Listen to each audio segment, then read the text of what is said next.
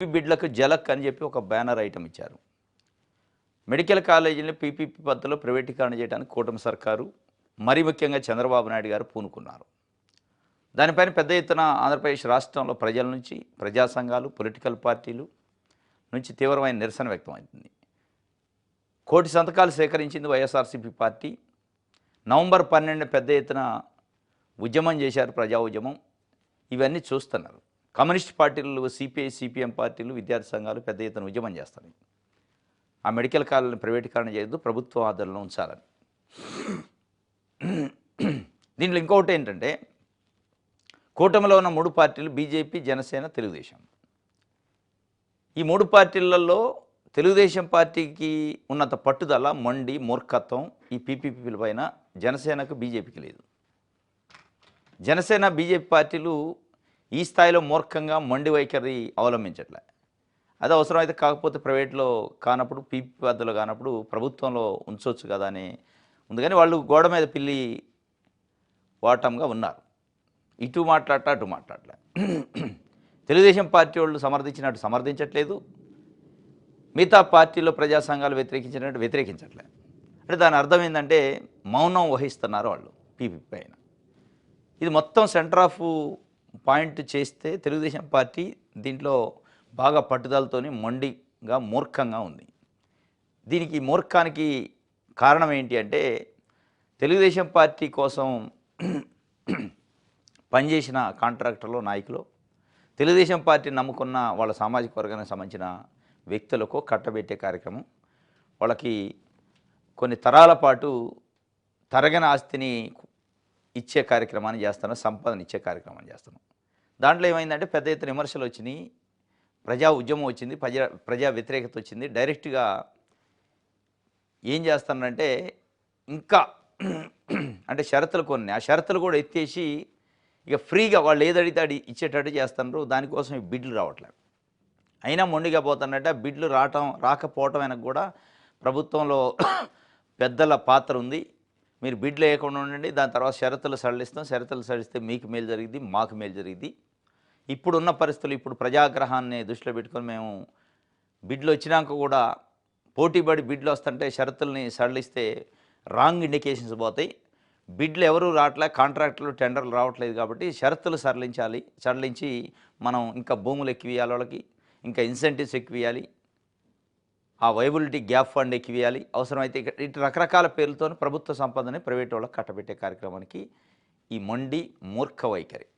ఇది ఒక వార్త అయితే, ఇక మళ్ళీ భూ సమీకరణ 7 గ్రామాల్లో 16,500 ఎకరాలట, మరో 4,000 అసైన్డ్ ప్రభుత్వ భూములు. వచ్చే వారం నోటిఫికేషన్, నేటి నుంచి గ్రామాల్లో కార్యాచరణ ఏర్పాట్లు. అమరావతి రాజధాని కోసం 2వ దశ భూ సమీకరణ చేస్తామని పదే పదే చెప్తున్నారు కూటమి సర్కారు. దీనిపైన ఉప ముఖ్యమంత్రి పవన్ కళ్యాణ్ గారు కొంత స్టార్టింగ్లో వ్యతిరేకించారు, సూటిగా క్యాబినెట్లో చెప్పారు. మనం అసలు మొదటి విడతలో సమీకరించిన భూములకు సంబంధించి రైతులకు సమాధానం చెప్పలేని పరిస్థితి, వాళ్ళకి న్యాయం చేయలేని పరిస్థితి. ఇప్పుడు మళ్ళీ 2వ దశ అంటే ఇది కరెక్ట్ కాదు అని ఒక మాట శృతిమెత్తనగా అన్నాడు. మరి దాన్ని వదిలేసిండు. మరి ఆయన ఏమైనా డిమాండ్లు ఉంటే నెరవేర్చుకోవటం కోసం అనడా, లేదా నిజంగానే ప్రజల కోసం అనడా అంటే ప్రజల కోసం అన్నట్టు అనిపించలే. ప్రజల కోసం అంటే ఆ రోజైనా, ఈ రోజైనా, రేపైనా ప్రజలే, రైతులే భూములు ఇచ్చేది. ఈరోజు అనాలి కదా 2వ దశ భూ సమీకరణ నోటిఫికేషన్కి సన్నద్ధం అవుతున్నారు. 16,500 ఎకరాలు ప్రైవేటు భూములు, రైతుల భూములు, ఇంకొక 3-4 వేల ఎకరాలు ప్రభుత్వ అసైన్మెంట్ భూములు సమీకరిస్తారట. ఇప్పటికే సమీకరించిన రైతులకి సరిగా వాళ్ళకి చెప్పిన మాట ప్రకారం చేయక గుండెల బగిలి రాజధాని రైతులు చనిపోతున్నారు. 2015 జనవరి 2 రోజు భూ సమీకరణ స్టార్ట్ చేశారు నేలపాడు అనే విలేజ్లో. 89 ఎకరాలు స్టార్టింగ్ రోజు ఇచ్చారు ఆ ఊర్లో రైతులు. నిన్నటితో అది 11 ఇయర్స్ అయింది. 11 ఇయర్స్ అయినా వాళ్ళకి రావాల్సిన రిటర్నబుల్ ప్లాట్ రాలే, గుండెల బగిలి రైతులు చనిపోతున్నారు. ఇచ్చిన ప్లాట్లు గందరగోళం, ఆగమాగం, ఆందోళన. వాటిని పరిష్కారం చేయాలి. ఇప్పటికి కూడా ఆ మొదటి విడత ఇచ్చిన రైతులకు సంబంధించిన సమస్యలు అట్లే ఉన్నాయి. మళ్ళీ 2వ దశ అట, 3వ దశ కూడా ఉందట.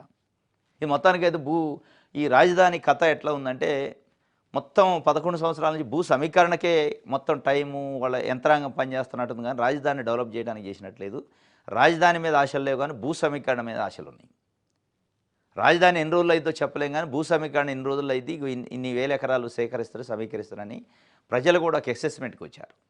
ఇది ఒక వార్త అయితే తెలుగు రాష్ట్రాల జల వివాదాలపై 13 మందితో కేంద్రం కమిటీ వేసింది. చైర్మన్గా జలసంఘం అధ్యక్షుడు అతుల్ జైన్, సభ్యులుగా కేఆర్ఎంబి, జీఆర్ఎంబి చైర్మన్లు, 2 రాష్ట్రాల ఉన్నతాధికారులు.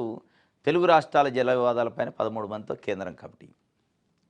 ఇప్పుడు బచావత్ ట్రిబ్యునల్ అని ఉంది, బ్రిజేష్ కుమార్ ట్రిబ్యునల్ ఉంది. 1969లో బచావత్ ట్రిబ్యునల్ వేశారు, 2004లో బ్రిజేష్ కుమార్ ట్రిబ్యునల్ వేశారు.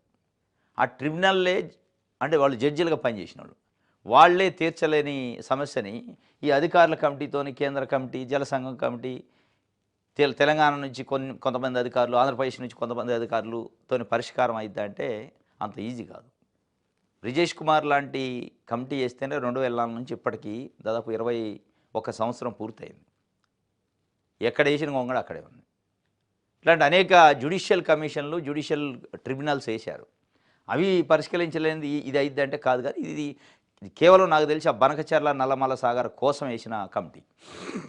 తెలంగాణ ముఖ్యమంత్రి రేవంత్ రెడ్డిని కన్విన్స్ చేసుకొని ఇక నువ్వు డైరెక్ట్గా వ్యతిరేకిస్తే బాగోదు కాబట్టి నువ్వు వ్యతిరేకించినట్టు చెయ్యి, మనం ఏం చేద్దామంటే ఇద్దరం కలిసి కేంద్రం దగ్గర పోదాం, వాళ్ళు ఏం చేస్తారంటే మన ఇద్దరం ఒక ఒప్పందం చేసుకున్నాం కాబట్టి మీరిద్దరికీ ఒక కమిటీ వేస్తాం కేంద్రం నుంచి, మీరు కొంతమందిని వాళ్ళు కొంతమందిని కూడా అధికారులను పెట్టండి, ఈ కమిటీ ఏం చెప్తే అది చేద్దాం అంటారు. ఈ కమిటీ ఏం చెప్పింది నల్లమల సాగర్ బెటర్ అంటది, బనకచర్ల మంచిదే అంటది, కట్టొచ్చు అంటది.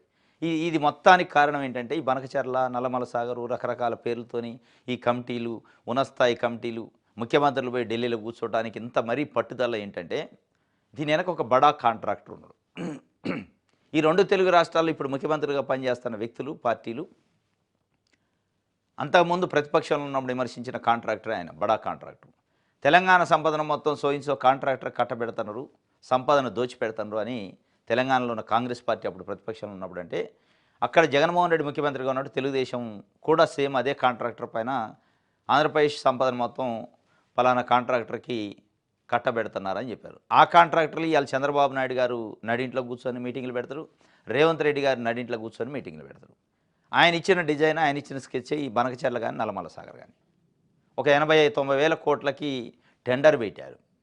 80-90 వేల కోట్లు ప్రభుత్వ సొమ్ముని కాజేయాలి. దానికోసం ఏదో ఒక సాగరం, అది బనకచర్ల సాగరా లేకపోతే నల్లమల సాగరా ఏదో ఒకటి పెట్టి దానికోసం ఇటు తెలంగాణ ముఖ్యమంత్రిని కూడా అవసరమైతే కన్విన్స్ చేసి ఒక ముఖ్యమంత్రులు కూర్చొని అధికారుల కమిటీ అని ఇక ఆ కమిటీ ఏదో ఒకటి రాస్తుంది, 3 నెలల్లోనే నివేదిక వస్తుంది. వచ్చిన తర్వాత మంచిదే నల్లమల సాగర్ కట్టొచ్చు అని చెప్తారు. కమిటీ చెప్పింది కాబట్టి నేను కూడా ఓకే అని రేవంత్ రెడ్డి అంటాడు. అల్టిమేట్గా ఆ బడా కాంట్రాక్టర్ మెయిల్ చేయాలి, కాంట్రాక్టర్ ఉంటే కమిషన్ తీసుకోవాలి. ఇక దీనికోసం తప్ప అక్కడ ఏమి లేదు. ఎందుకంటే సోకాళ్ళు ఈ నీటి రంగ నిపుణులు, ఆంధ్రప్రదేశ్లోని మేధావులు, బుద్ధిజీవులు ఈ బనకచర్లని నల్లమల సాగర్ని వ్యతిరేకిస్తున్నారు. అయినా ఆగట్లే. ఆగకపోవడానికి కారణం అది ప్రధానంగా బీజేపీ కుట్ర రాజకీయాలకు జనసేన జపం. ఎస్ఆర్ఐపై తక్షణమే అఖిలపక్ష సమావేశం వేయాలి, నిలిపివేత కేంద్రంపై రాష్ట్రం ఒత్తిడి పెంచాలి. గతంలో ఎస్ఐఆర్ఐను వ్యతిరేకించిన టీడీపీ, సిపిఐ రాష్ట్ర కార్యదర్శి గుజ్జుల ఈశ్వరయ్య గతంలో వ్యతిరేకించింది, ఇప్పుడు పొత్తు కాబట్టి వ్యతిరేకించరు. గతంలో మోడీని, అమిత్ షాను కూడా తిట్టింది టీడీపీ, చంద్రబాబు నాయుడు గారు. ఇప్పుడు భజన చేస్తున్నారు, వాళ్ళు అవసరానికి తగ్గట్టు ఉంటారు. చంద్రబాబు నాయుడు గారు గతంలో విమర్శించిండని ఇప్పుడు విమర్శించాలని లేదు, లేదా ఇప్పుడు విమర్శించట్లేదని మళ్ళీ భవిష్యత్తులో విమర్శించడానికి కూడా లేదు. ఆయన అవసరాలకు తగ్గట్టు ఉంటే ప్రజల అవసరాలు, రాష్ట్రం దేశ అవసరాలకు తగ్గట్టు ఉండవు. ఇది మొత్తానికి జనసేన బీజేపీ కుట్ర రాజకీయాలకు జనసేన జపం చేస్తుంది అంటుండు.